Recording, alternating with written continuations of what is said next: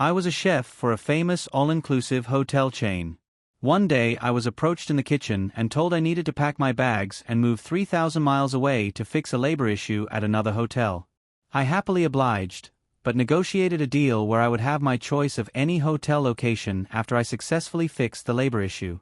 I arrived at the new hotel and proceeded to diligently address the labor problem, while also taking over dinner service for 750 people. After a few months, the labor issue had been fixed and settled, and the kitchen was running as smoothly as I like.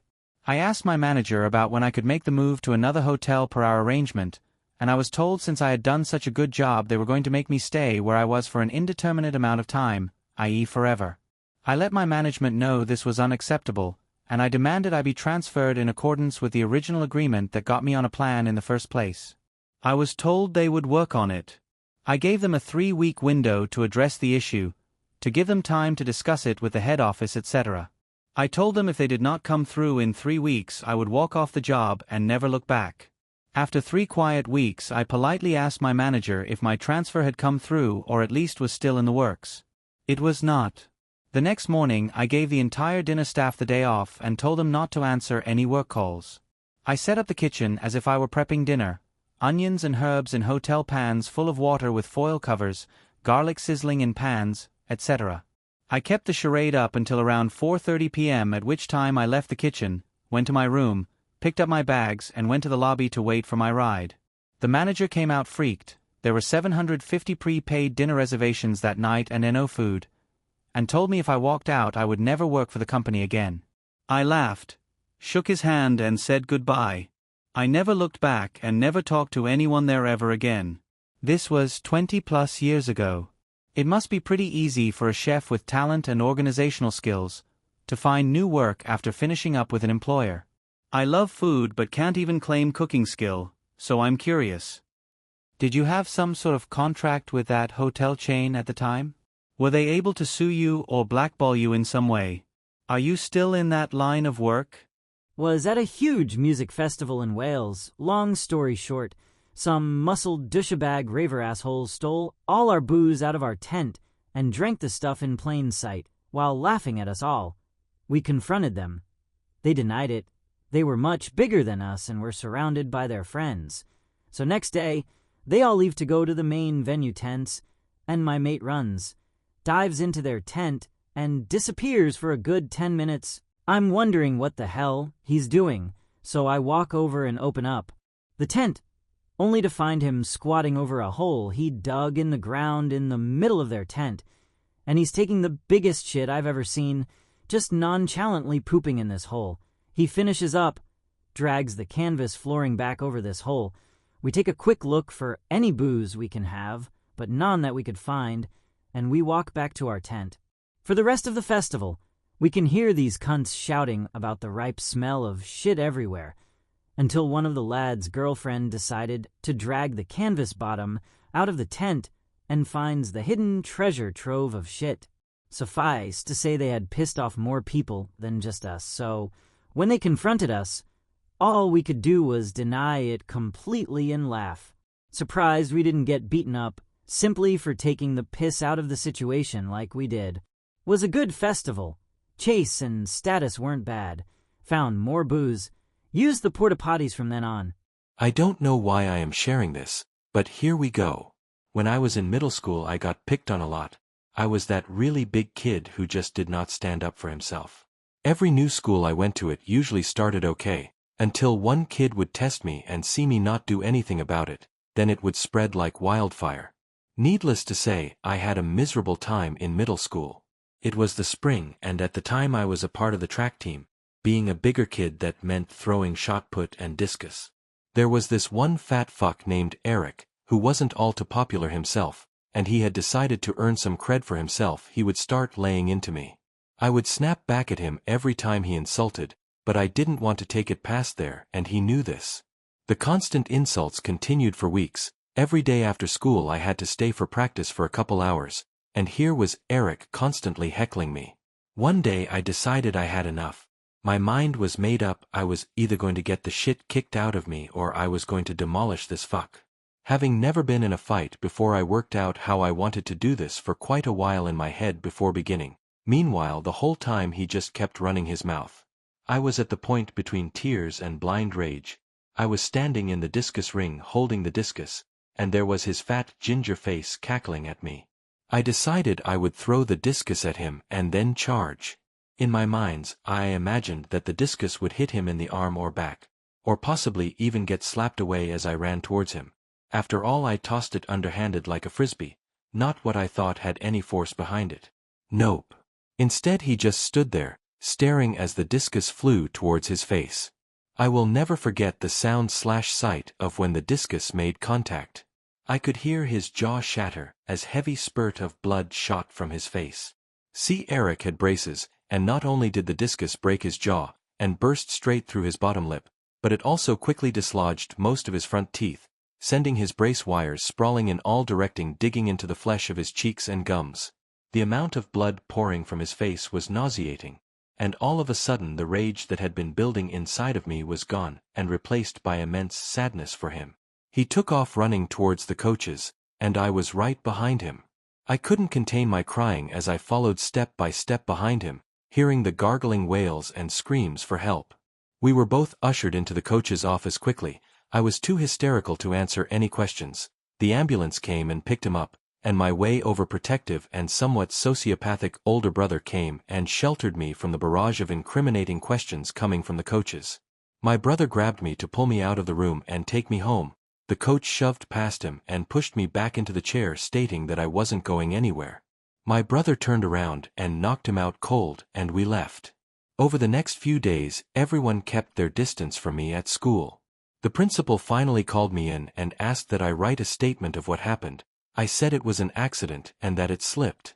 Turns out the rest of the guys who were around had turned in statements saying the same thing. A while later they confessed they thought Eric had it coming, and they were glad I had finally stood up for myself. Truth is, I don't feel great about it. As an adult, it is one of the memories that haunts me. What makes it even worse, we moved that year and I ended up going to a different nearby high school in the same district. Freshman year at track practice, the coach sat us down and told everyone my story as a cautionary tale of safety. I don't think he knew it was me he was speaking about. Over the next few years, I would hear classmates and teachers and other people in the community repeat it as almost an urban myth. All the while I sat quietly knowing the true story, because it was about me.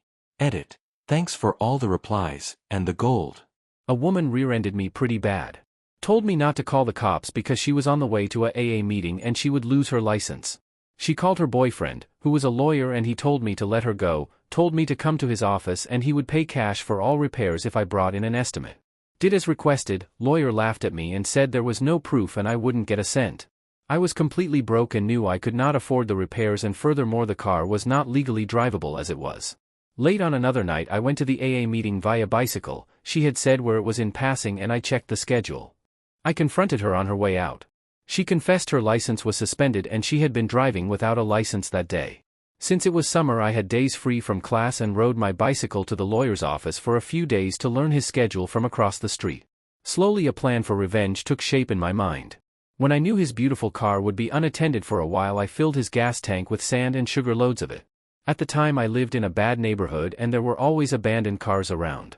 I had taken the rear plate off on one with expired tag and put that on his car. Next I slashed all 4 tires with a small slit so the air would slowly be gone by the time he was leaving. Now I was only able to see the first part of my plan from my perch. He came out from his office, saw the car sitting low to the ground and started screaming like a banshee.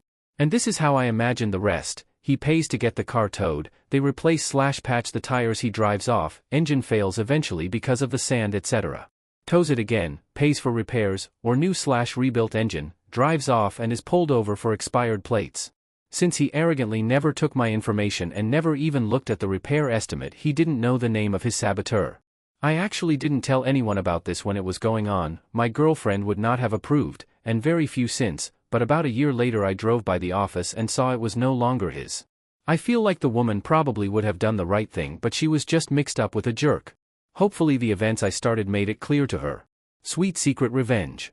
Several years back, a girlfriend of mine had come over to my house to bring me some leftovers from a big family holiday party they had held at her house. While she was there, I said I had to take out the garbage, and so she sat down to use my computer. She logged on to her messenger and messed around on the computer for a bit. I came back in and she told me she had to hurry and get home because of some family emergency, so I walked her out to her car and kissed her goodbye. I went back upstairs and text messages to her phone were flashing all over my computer. She had forgotten to log out, and her telecom service provider and the messenger company had an agreement where texts could be sent/received via the computer. I read message after message for 7 hours, getting progressively more drunk as I did.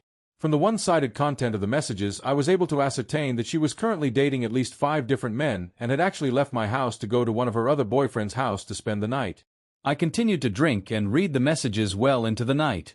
At about 1 o'clock, I went to the payphone in front of my apartment and called the cell phone of the boyfriend at whose house she was staying. He answered groggily, and I asked him to pass the phone to her. She answered jokingly, thinking that it was one of his friends, but suddenly was filled with shock and dismay when she recognized my voice. She accusingly went on the offensive, asking me how I'd gotten the number and yelling at me for being so suspicious. She hung up and then wouldn't answer either his phone or hers for the rest of the night. I continued to drink myself into a rage before compiling all of the texts and associated phone numbers in a Word file. I then added all of the texts she had sent me and pictures from overseas trips we had taken together that were slightly risque, but proved beyond all doubt that we were actually engaged in a sexual relationship. I wrote her a harsh email about how her betrayal was duplicitous and willfully cruel in nature, and that she was worse than any prostitute because, at least in prostitution, all parties know all of the transactional costs of the relationship. She had met my mother. She had been a bridesmaid at another boyfriend's little sister's wedding and was discussing what furniture to buy after she got married to yet another boyfriend. I compiled all of this information and sent it to her, making sure to CC every person on her messenger list. All 70 of them. Her mother, father, sister, brother, friends, acquaintances, co-workers, and all 5 boyfriends who had sent her texts that day. She became an urban legend among her friends, was forced to retreat from social life, cancel her phone, and close all of her SNS and Messenger accounts out of shame. I heard later that it became so bad that her parents had sent her overseas. I got phone calls from the other boyfriends the next day requesting a meet-up. 4 of the 5 of us got together over beers to compare notes and text messages and dates/schedules, confirming that everything I had discovered was true. I vomited and shook with rage when I discovered what she was doing, but in retrospect I am still amazed how fully she was able to manipulate and maintain 5 different, serious and long-term relationships simultaneously. The complexity astounds me. It's almost worthy of a Baxter meme if I weren't still so damn mad.